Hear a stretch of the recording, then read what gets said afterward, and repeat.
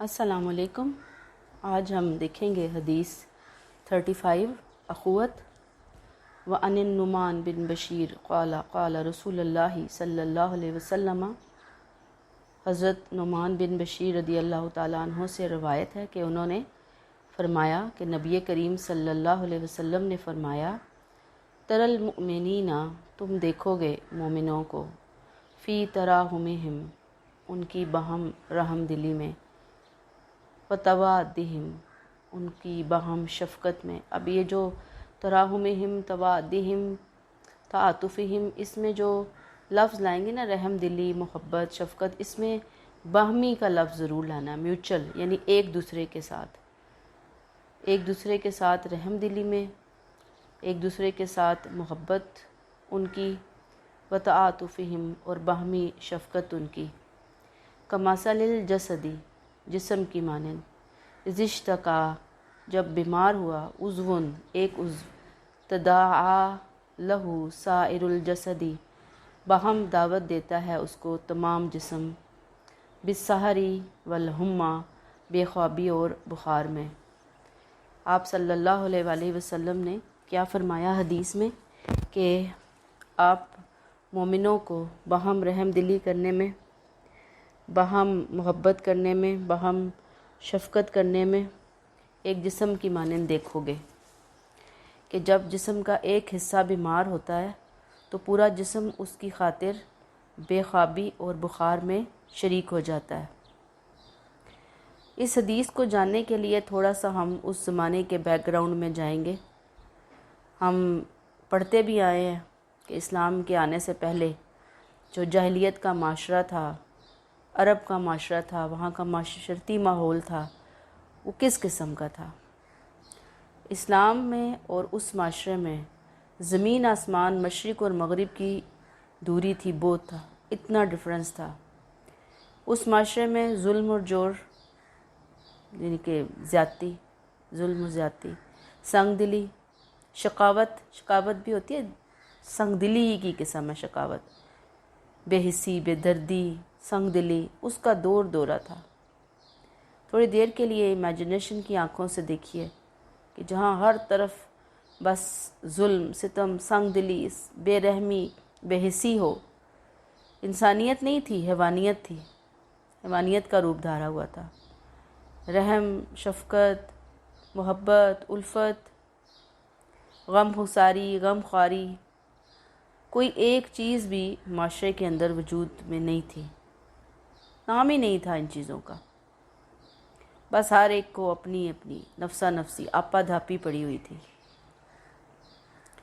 اب اخوت کی بنیادیں پھر آتی ہیں اس ماحول کے اندر۔ اخوت کی بنیاد رکھی نبی کریم صلی اللہ علیہ وسلم، سرکار دو عالم، انسانیت کے تاج، ایسے تاریک ماحول میں تشریف لائے، اللہ نے انہیں بھیجا انسانیت کو محبت کا، پیار کا، انس کا، الفت کا درس دینے کے لیے۔ انہوں نے آ کر یہ ٹرمز انٹروڈیوس کروائیں کہ لوگوں کے ساتھ ہمارے تعلقات بھائی چارے کے، اخوت کے، وہ اخوت اور بھائی چارہ سیم میننگ ہی رکھتے ہیں، یہ ہونا چاہیے۔ آپ نے آ کر اخلاص اور خیر خواہی کی تلقین کی، آپس میں ایک دوسرے کے ساتھ خیر خواہ بنو، اخلاص اختیار کرو۔ آپ صلی اللہ علیہ وسلم نے، رحمت عالم نے، اخوت کی پہلی بنیاد رکھی بھی اور بتائی بھی۔ کیا کہا آپ نے؟ انسانیت کو کس بونڈ سے جوڑا آپ نے؟ اِنَّا خَلَقْنَاكُم مِّن ذَكَرٍ وَأُنثىٰ۔ اللہ فرماتے ہیں، اے لوگو، اللہ نے کیا کہا کہ بے شک ہم نے تمہیں ایک مرد اور ایک عورت سے پیدا کیا، یعنی اے بنی نوع انسان، اے انسانوں، اور خاص طور پر نبی اپنے دور کے مخاطبین سے خطاب کر کے ان کو کہہ رہے ہیں کہ اللہ نے تمہاری اصل ایک رکھی ہے، ایک ماں باپ، حضرت آدم اور اماں حوا، جو خود مٹی سے پیدا کیے گئے تھے، اور پوری مخلوق اللہ کا کنبہ ہے۔ لہٰذا ایک انسان کو دوسرے انسان پر رنگ، نسل، وطن اور زبان کی وجہ سے کوئی فوقیت نہیں ہے. یعنی پوری مخلوق، یہاں پہ مخلوق کی بات ہو رہی ہے. یاد رکھیے یہاں صرف مسلمانوں کی بات نہیں ہو رہی، پوری انسانیت اللہ کا کنبہ ہے، فیملی ہے. ایک انسان کو دوسرے انسان پر کوئی فضیلت برتری حاصل نہیں ہے کہ فلاں گورے رنگ کا ہے، چٹا ہے تو وہ زیادہ سپیریئر ہے، اور جو دوسرا ہے کالا ہے اور اس کے نقش و نگار ہیں وہ کمتر ہے. پھر فلاں جو ہے چونکہ وہ کینیڈا امریکہ میں رہتا ہے اس کا بہت مقام ہے، اور ایک شخص جو ہے وہ بالکل کسی تھرڈ ورلڈ کنٹری کا باسی ہے، باشندہ ہے، لہٰذا اس کے رولز، اس کے حقوق، اس کے معاملات ڈیفرنٹ ہیں، کم تر ہیں. فلاں جو ہے وہ بڑے زبردست ایکسنٹ میں انگریزی بولتا ہے، اور فلاں جو ہے وہ پتہ نہیں عجیب و غریب زبان بولتا ہے. نہیں، کسی کو کوئی فوقیت اور برتری حاصل نہیں ہے. جب فوقیت اور برتری نہیں ہے تو پھر خون ریزی کس بات کی، قتل و غارت گری کیوں، اونچ نیچ کیوں؟ یہ پہلی بنیاد تھی جو نبی کریم صلی اللہ علیہ وسلم نے قرآن کی روشنی میں تمام انسانوں کو، وقت کے انسانوں کو، قیامت تک آنے والے انسانوں کو بتائی، سمجھائی. پھر اس بنیاد کے اوپر ایک اور بنیاد رکھی، بڑی مضبوط، بڑی سالڈ. اور آپ کو پتہ ہے نا کہ بنیادیں جتنی مضبوط ہوں گی بلڈنگ اتنی ہی مضبوط ہوگی، اور بنیادیں جتنی کچی ہوں گی آپ لاکھ بلڈنگ کو اوپر سے کھڑا کر لیں، مضبوط بنانے کی کوشش کر لیں، وہ کچھ ہی عرصے میں ڈھہ جائیں گی. تو آپ نے نیچے سے، روٹ سے کام شروع کیا اللہ کے حکم سے. پہلا، تمام انسان ایک مرد اور ایک عورت سے پیدا کیے گئے ہیں، لہٰذا جب ماں اور باپ ایک ہے تو پھر اونچ نیچ تو کوئی ہے ہی نہیں نا. دوسری بنیاد کیا رکھی، دوسری اینٹ کیا رکھی؟ تمام بھائی جو لوگ دائرہ اسلام میں داخل ہو چکے ہیں وہ بھائی ہیں آپس میں. انما المؤمنون اخوہ، مومنین آپس میں بھائی ہیں. ان کا خدا ایک ہے، رسول ایک ہے، دین ایک ہے، قبلہ ایک ہے، سب ایک ہے نا. تو پھر تمام مسلمانوں کے لیے کیا چیز ضروری قرار دی گئی کہ وہ اپنے دوسرے مسلمان بھائی سے وہی سلوک کریں جو ایک بھائی دوسرے بھائی سے کیا کرتا ہے. یعنی ایک بھائی دوسرے بھائی سے جو سلوک کرتا ہے ہم ہر ایک سے وہی سلوک کریں. اس میں یہ شعر بہت امپورٹنٹ ہے، اسے یاد رکھ لیجئے. منفعت ایک ہے اس قوم کی، نقصان بھی ایک. منفعت، فائدہ، ایک ہی سب کا نبی، دین بھی، ایمان بھی ایک. اب یہ پہلی آیت، دوسری آیت، یہ شعر، یہ اس حدیث کی تشریح کے لیے آپ یاد کریں تو تشریح کو 4 چاند لگ جائیں گے. اور جب تک آپ تشریح کو 4 چاند نہیں لگائیں گے نا، نمبر نہیں ملنے والے. اب رحمت عالم سرکار دو عالم نے امت کو واشگاف الفاظ میں، واشگاف یعنی اعلان عام کر دیا، تاکید کر دی کہ دنیا کے تمام مسلمان بلا لحاظ رنگ، نسل، ملک، قوم، دینی اخوت کے رشتے میں منسلک ہیں.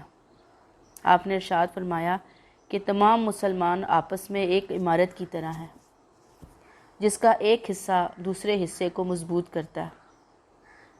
عمارت ہے، عمارت کی طرح، ایک بلڈنگ کی طرح.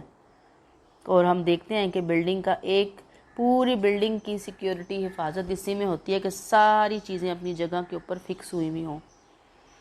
ایک بھی دیوار کہیں سے گر جائے نا، ایک اینٹ نکل جائے ایک بلڈنگ میں سے، بس پھر دیکھیں اس بلڈنگ کی توڑ پھوڑ شروع، پھر وہ گرنا شروع ہو جاتی ہے. پھر بڑی آسانی سے اس سے لوگ اینٹیں بھی نکال کے لے جاتے ہیں، دھکے مار کے اس کو گرا بھی سکتے ہیں، موسم بھی اس کے اوپر، زلزلے طوفان بھی اثر انداز ہو سکتے ہیں، کچھ بھی ہو سکتا ہے. تو آپ نے کہا کہ تمام مسلمان آپس میں ایک عمارت کی طرح ہیں جس کا ایک حصہ دوسرے کو مضبوط کرتا ہے. پھر ایک ہاتھ کی انگلیاں دوسرے ہاتھ میں ڈال کر آپ نے جال بنایا، جیسے ہم بھی اب انگلیاں ڈال کے دیکھیں نا ایک دوسرے کی. آپ نے کہا کہ اس سے آپ نے شو کیا کہ امت مسلمہ ایسے قوت والی اور ایسی طاقت والی اور ایسی مضبوطی والی ہونی چاہیے. ایسے ہی حجت الوداع کے موقع پہ آپ صلی اللہ علیہ وسلم نے فرمایا کہ اے لوگو جان لو کہ ہر مسلمان دوسرے مسلمان کا بھائی ہے. سب اہل اسلام کی ایک ہی برادری ہے، یعنی ہر مسلمان دوسرے مسلمان کا بھائی ہے، سب اہل اسلام کی ایک برادری ہے، ایک بھائی چارہ ہے۔ کسی شخص پر اس کے بھائی کا مال حلال نہیں جب تک کہ وہ اپنی خوشی سے نہ دے، اور نہ ہی ایک دوسرے پر ظلم کرو۔ یعنی یہ بنیاد بتا دی نا کہ آپس میں مسلمانوں کا مسلمانوں سے جو تعلق ہے وہ بھائیوں بہنوں والا ہے۔ دیکھیں نا گھروں میں جو ہمارے بھائی بہن ہوتے ہیں، ہمارے ان سے ریلیشنز کس قسم کے ہوتے ہیں؟ اچھے ہی ہوتے ہیں نا، موسٹلی اچھے ہوتے ہیں۔ اچھے گھرانوں کے جو مسلمان بچے ہیں، مسلمان گھرانے ہیں، وہاں اچھے ریلیشن شپ ہوتے ہیں۔ ایکسیپشنل کیسوں کو نکال دیں، سائڈ پہ کر دیں، جہاں پہ فساد ہی لگا رہتا ہے جن گھروں میں، ہم ان گھروں کی بات نہیں کر رہے، ہم جنرل نارمل گھروں کی بات کر رہے ہیں۔ تو جو ہمارے ریلیشن شپ اپنے بلڈ ریلیشن سے ہوتے ہیں نا، ہم ان کو جس طرح سے کیئر کر رہے ہوتے ہیں، جس طرح سے ہماری محبت ہوتی ہے، جس طرح سے حسن سلوک ہوتا ہے، اللہ تعالیٰ نے آپ صلی اللہ علیہ وسلم کے ذریعے ہمیں بتا دیا کہ تمام انسانیت میں مسلمانوں کا مسلمانوں سے رشتہ کیا ہے، بھائی اور بہن والا، چاہے کوئی مشرق میں ہے، کوئی مغرب میں ہے، کوئی شمال میں ہے، کوئی جنوب میں ہے، سب ایک برادری ہے، ایک کنبہ ہے، ایک قبیلہ ہے۔ اور دوسری بات بتائی کہ کسی کا مال نہیں حلال غلط طریقے سے، وہ شروع میں ہم بہت پڑھا ہے، باطل طریقے سے مال نہیں کھانا جب تک کہ کوئی اپنی خوشی سے نہ دے، اور ایک دوسرے پر ظلم نہیں کرو، کوئی ظلم نہیں ہونا چاہیے، ظلم تو حرام ہے۔ پھر نبی کریم صلی اللہ علیہ وسلم نے مزید فرمایا کہ سارے مسلمان ایک جسم کی مانند ہے، آنکھ میں اگر تکلیف ہے تو سارے جسم کو تکلیف ہوتی ہے، اگر سر دکھتا ہے تو سارا جسم دکھتا ہے۔ یہ تو آپ کو اندازہ ہے نا کہ جب ہمیں بازو میں کہیں پین ہو رہی ہے، یا ہمیں پاؤں میں کہیں پین نکل آئی ہے، گلے میں درد ہے، تو آپ دیکھیں گے کہ پوری رات انسان کروٹیں بدل بدل کے گزار رہا ہوتا ہے، بخار ہو جاتا ہے، پورا جسم اس کے ساتھ دکھتا ہے، حالانکہ درد ایک جگہ کے اوپر ہے، جسم کے ایک حصے میں ہے، پورا جسم ساتھ دیتا ہے اس درد کا، بے خوابی کے ساتھ، یعنی نیند غائب ہو جاتی ہے، نیند سے محرومی ہوتی ہے، اور ساتھ میں انسان کو بخار ہو جاتا ہے یا جسم میں پین ہونا شروع ہو جاتی ہے۔ تو اس میں بھی ایک شعر بہت زبردست ہے، ریلیٹڈ ہے، بہت حسب حال ہے حدیث کے، یہ ضرور آپ یاد کیجئے گا۔ مبتلائے درد کوئی عضو ہو روتی ہے آنکھ، کس قدر ہمدرد سارے جسم کی ہوتی ہے آنکھ۔ یہی عالمگیر یعنی انٹرنیشنل اور ہماگیر بہت زیادہ جس کے اندر ورائٹی ہے، یہ ایک اخوت ہے۔ اسی کی تعلیم نبی پاک صلی اللہ علیہ وسلم نے امت مسلمہ کو دی کہ وہ بالکل اس طرح آپس میں بیہیو کریں جیسے نسبی بھائی ہوتے ہیں، نسبی بھائی جیسے بلڈ ریلیشنز ہوتا ہے آپس میں ایک دوسرے کے ساتھ۔ شفقت، رحمت، محبت، الفت، ایثار، قربانی، ہمدردی، خیر خواہی، خندہ پیشانی، خندہ روی کیا اچھے طریقے سے، کھلے چہرے کے ساتھ، اسمائلنگ فیس کے ساتھ، اچھے طریقے سے ویلکم کرنا۔ اس کے بارے میں صحابہ نے ان ارشادات نبوی کو سنا بھی، اور صرف سنا نہیں انہوں نے، بلکہ ایک ایک چیز پر عمل کر کے دکھایا۔ کس چیز پہ؟ یہی شفقت، رحمت، محبت، الفت۔ یہ صرف ٹرمز نہیں ہیں۔ افسوس کی بات یہ ہے، بہت افسوس کی بات یہ ہے کہ آج ہمارے ہاں جو علم ہے نا وہ صرف کتابی علم رہ گیا۔ کتابوں میں ہم پڑھتے ہیں بھائی، کہانیوں میں پڑھتے ہیں، گزشتہ کہانیوں میں پڑھتے ہیں کہ ہاں وہ صحابہ کرام آپس میں اس طرح رہا کرتے تھے، آپ صلی اللہ علیہ وسلم نے اس طرح کہا۔ آج دو انسانیت نام کی چیز اور مسلمانوں کے اندر ایک مسلمانوں کا جو ایگزیکٹ ان کا طریقہ کار ہونا چاہیے وہ ختم ہو چکا ہے۔ صحابہ نے ان ٹرمز کو ٹرمز نہیں رہنے دیا، انہوں نے اس کو اپنے عمل کا بہترین حصہ بنایا۔ آپس میں انتہا درجے کی شفقت، رحمت کا رویہ انہوں نے شو کیا۔ پھر ایک دوسرے کے ساتھ ایثار اور قربانی کے معاملات، اگر آپ کو یاد ہو کہ ایثار کے بارے میں وہ جو ہم بہت پڑھتے ہیں کہ جی ایک صحابی کے گھر میں وہ سری آئی ہے بکرے کی بھنی ہوئی، بہت غریب تھے، انہوں نے آگے پھر انہوں نے اور آگے، آخر 7 گھروں سے ہوتی ہوئی وہ واپس پہلے صحابی کے پاس آ گئی کہ ہر ایک نے دوسرے کو پریفر کیا۔ پھر وہ ہمیں ایک جنگ کا واقعہ ملتا ہے کہ 3 صحابی بالکل زخموں سے چور شہید ہونے کے قریب تھے، پانی پانی پکار رہے تھے، پانی لے کر کوئی پہنچا ہے تو ایک نے کہا نہیں پہلے دوسرے کو دیں، انہوں نے کہا نہیں اگلے کو دیں، جب وہ وہاں پہنچے وہ شہید، واپس آئے وہ شہید، یہ آئے تو یہ شہید۔ ایسے ایسے لوگوں نے اثار کیے ہیں، قربانیاں دی ہیں، ہمدردی کے معاملات ہوئے ہیں، ایک دوسرے کے ساتھ خیر خواہی ہے۔ لیکن افسوس، اس قدر افسوس ہوتا ہے آج اپنے مسلمان معاشرے کو دیکھ کر کہ ہم اتنے نام نہاد مسلمان ہو چکے ہیں کہ خیر خواہی نام کے ہر بندے کے اندر نفسا نفسی اور بے حسی ہے۔ اتنی نفسا نفسی بے حسی تو کسی نان مسلم معاشرے کے اندر بھی آپ کو نظر نہیں آتی۔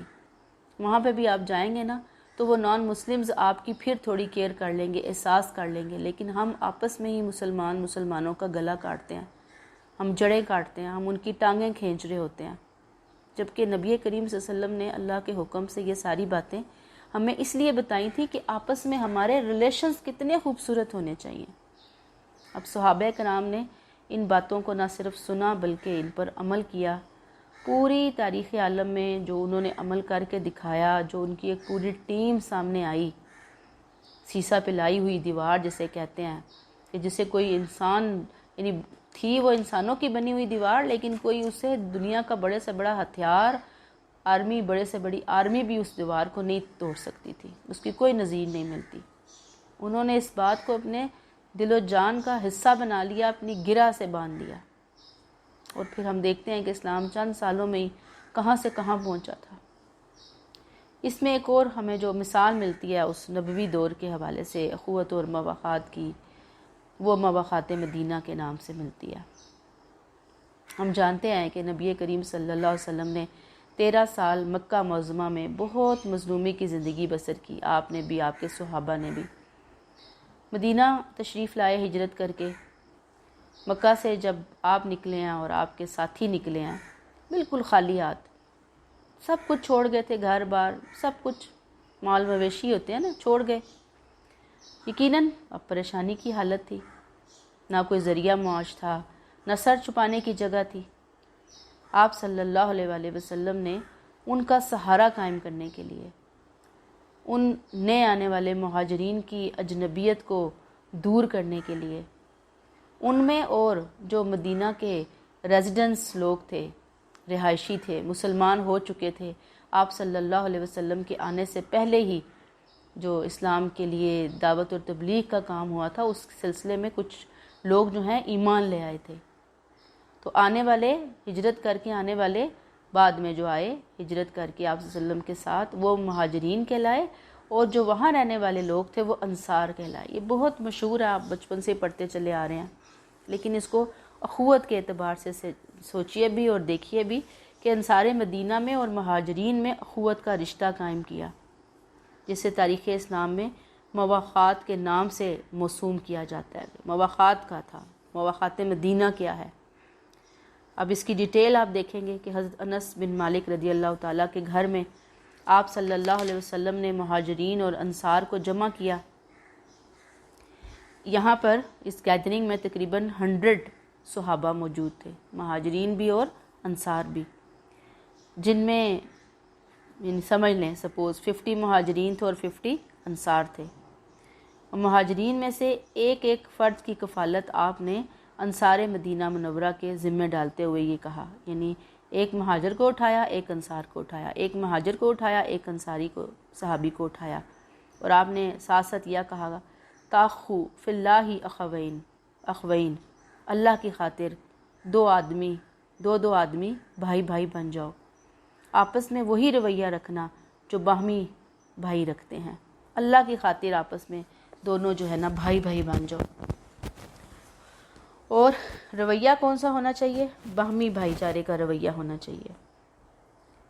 ہر ایک انصاری اپنے مہاجر بھائی کو ساتھ لے گیا اور گھر کا تمام سامان پیش کیا۔ آپ دیکھیں نا کہ اللہ کی خاطر بھائی بھائی بنایا اور کہا بھائی چارے میں۔ اب اس موقع پہ ہوا کیا، یہ تو ہم دیکھتے ہی ہیں نا کہ اب جب وہ بھائی چارے کی بات ہوئی ہے، اب اس میں جو انس بن مالک کا آیا ہے نا، مکان میں اجتماع ہوا تھا، 100 لوگ آتے، سب کو انڈر لائن کرنا آپ نے۔ اور اس موقع پہ آپ نے کہا کیا تھا، یہ انڈر لائن کرنا ہے شارٹ کوسچن آنسر کے لیے۔ اب ہر انصاری اپنے مہاجر بھائی کو ساتھ لے گیا اور اپنے گھر کا تمام سامان پیش کیا، اور کیا کہا کہ یہ آدھا آپ کا ہے، آدھا میرا ہے۔ پھر اس سے بڑھ کر انہوں نے قربانی کیا پیش کی، انصار نے خود بھوکے رہے لیکن اپنے دینی بھائیوں کو کھانا مہیا کیا، اور خود معمولی لباس پہنا لیکن اپنے مہاجر بھائی کو انہوں نے عمدہ لباس پہنایا۔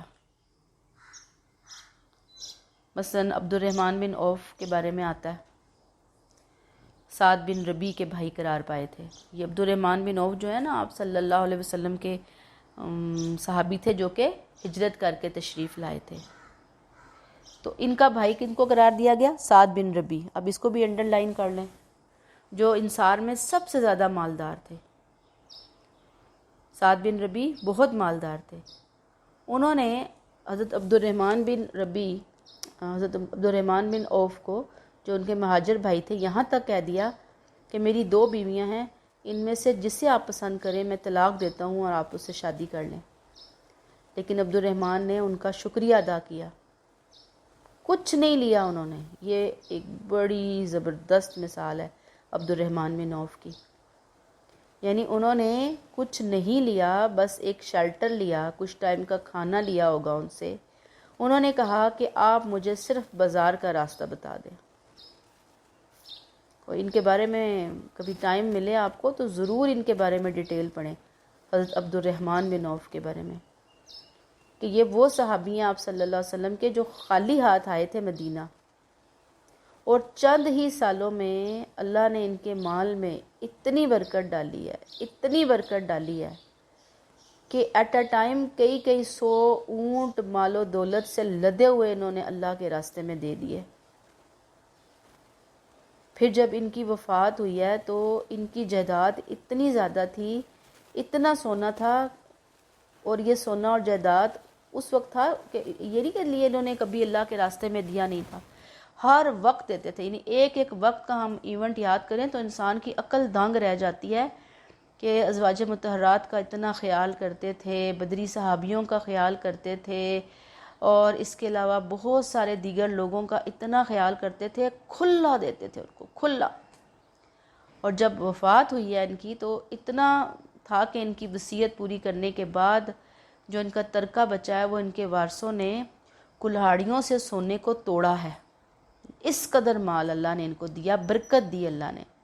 تو یہ برکتیں ہی تھیں نا، انہوں نے محنت کو پسند کیا، محنت کا راستہ پسند کیا، انہوں نے پیرالائز ہو کر زندگی گزارنا پسند نہیں کیا کہ بھی وہ اپنے ان انصاری بھائی کے سر پہ ہی بیٹھ جائیں کہ ٹھیک ہے مجھے تو اتنی بڑی آفر مل رہی ہے، مجھے کیا ضرورت پڑی ہے۔ جب اتنے امیر تھے وہ تو وہ آدھا مال دے رہے تھے، بیوی دے رہے تھے، گھر دے رہے ہوں گے، سب کچھ مل رہا ہوگا، بس آرام سے زندگی گزرے گی، تھوڑا بہت کام کر لیں گے۔ نہیں، انہوں نے پھر محنت کی، انہوں نے خودداری کا رویہ اختیار کیا کہ بس ٹھیک ہے تھوڑا سا مجھے یہاں پہ آپ کا سہارا چاہیے، تھوڑا سا شیلٹر چاہیے، اس کے بعد میں خود اپنے پاؤں پہ کھڑا ہو جاؤں گا۔ اور اللہ نے برکت ڈالی، وہ کھڑے ہوئے، نیت اچھی تھی۔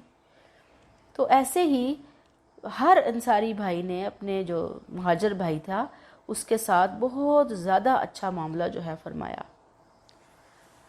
انصار مدینہ نے آپ صلی اللہ علیہ وسلم کے فرمان کی تعمیل کی، اثار اور قربانی کی بے نظیر مثالیں قائم کی۔ اب یہ وہ جذبہ اخوت تھا جو آپ صلی اللہ علیہ وسلم نے اپنے جانصاروں میں بھر دیا تھا نا، یہاں تک کہ انصار مدینہ اپنے خون پسینے کی جمع کی ہوئی دولت، یعنی دولت کوئی آسانی سے تو جمع نہیں ہوتی، بڑی مشکل سے بڑا خون لگانا پڑتا ہے، محنت سے بنائے ہوئے مکانات، بیویاں، غرض یہ کہ دنیا کی ہر چیز اپنے دینی بھائی پر نچھاور کرنے پر تل گئے تھے۔ یہ بھائی چارہ ایسی زبردست مضبوط بنیادوں پر استوار قائم کیا گیا تھا کہ مصنوعی اور حقیقی بھائیوں میں امتیاز دشوار تھا کہ اصل بھائی کون سا ہے اور مصنوعی بھائی کون سا ہے، ابھی عارضی بھائی کون بنا ہے، ابھی بھائی کون بنا ہے۔ اس وقت ایسا بھی ہوا کہ ایک بھائی کے بننے کے بعد دوسرا جو بھائی تھا، یعنی کہ مہاجر بھائی ہے، حقیقی بھائی کی طرح اس کا وارث بھی قرار دیا جانے لگا۔ یعنی اس جب تک وراثت کے احکامات نہیں آئے تھے اس وقت تک وارث بھی بن رہے تھے، اتنا بھائی چارہ قائم ہو گیا تھا۔ آپ صلی اللہ علیہ وسلم کی مدینہ منورہ آمد سے نہ صرف مہاجرین اور انصار ایک ملت میں متحد ہو گئے تھے، بلکہ خود انصار کی قدیم دشمنیاں ختم ہو گئی تھیں۔ مدینہ کے دو انصاری قبیلے تھے، اوس اور خزرج، بڑے مشہور نام ہیں اوس اور خزرج، یہ دو قبیلے تھے انصار کے۔ یہ ہر وقت آپس میں ایک دوسرے سے لڑتے رہتے تھے، جنگ ہی نہیں ختم ہوتی تھی، لڑائیاں ہی نہیں ختم ہوتی تھی، دشمنیاں، خون کے پیاسے ایک دوسرے کے۔ آپ صلی اللہ علیہ وسلم تشریف لائے، ایک پلیٹ فارم کے اوپر آپ نے ان کو شیر و شکر کر دیا۔ یعنی صرف ایسا ہی نہیں ہوا کہ مہاجرین اور انصار ایک پلیٹ فارم پہ کھڑے ہوئے، انصار کی اپنی قدیم دشمنیاں ختم ہو کر ایک پلیٹ فارم پر ایک پلیٹ کے اندر ایک گلاس میں پانی پینے والے بن گئے۔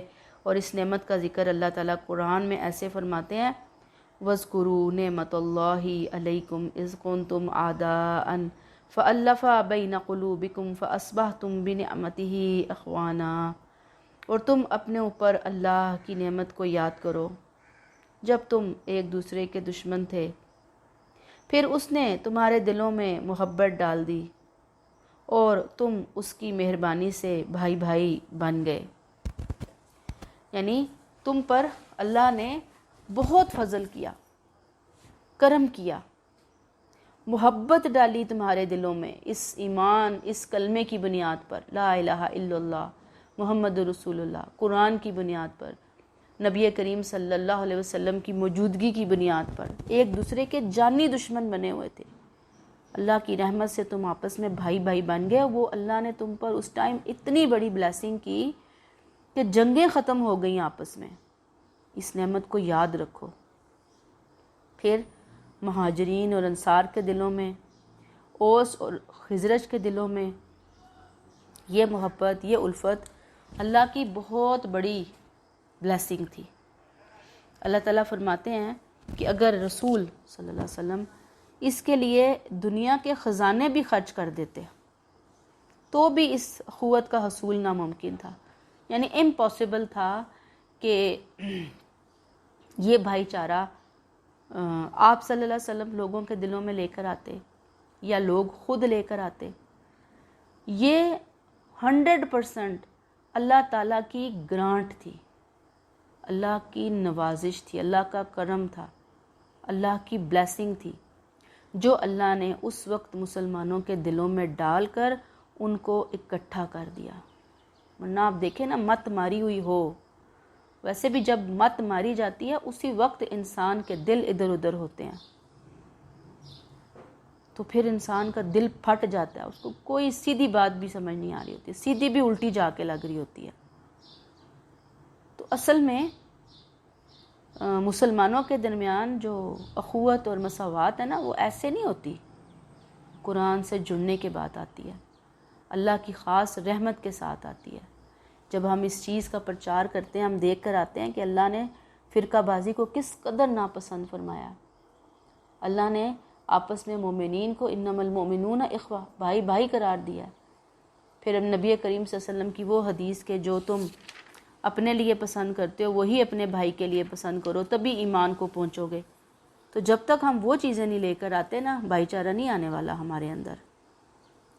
اللہ تعالیٰ نے مزید اس کے حوالے سے آیت بیان فرمائی، لو انفقت ما فی الارض جمیعا ما الفت بین قلوبہم ولکن اللہ الف بینہم انہ عزیز حکیم۔ لو انفقت ما فی الارض جمیعا، اگر آپ پوری زمین کی دولت بھی خرچ کر دیتے نا اے نبی صلی اللہ علیہ وسلم، ما الفت بین قلوبہم، آپ ان کے دلوں میں محبت نہیں تھے ڈال سکتے۔ یہ اللہ ہی ہیں، وَلَكِنَّ اللَّهَ أَلَّفَ بَيْنَهُمْ، یہ اللہ ہیں جنہوں نے ان کے دلوں میں محبت ڈال دی۔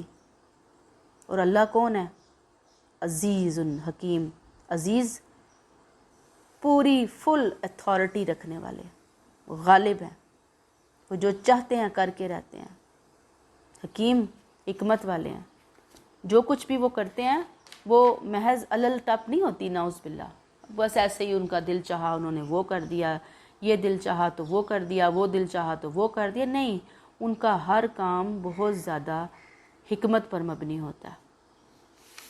تو بات یہ ہے کہ آج بھی مسلمانوں میں اس کھوئے ہوئے لیسن کو دوبارہ سے لانے کی یاد دہانی حاصل کرنے کی ضرورت ہے کہ ہم آپس میں اخوت و مساوات کے درسوں کو لیں اور اپنے اندر اپنے اپنے لیول کے اوپر یہ اخوت اپنے اندر پیدا کرنے والے بنیں اور اس کا لیسن دینے والے بنیں۔ السلام علیکم۔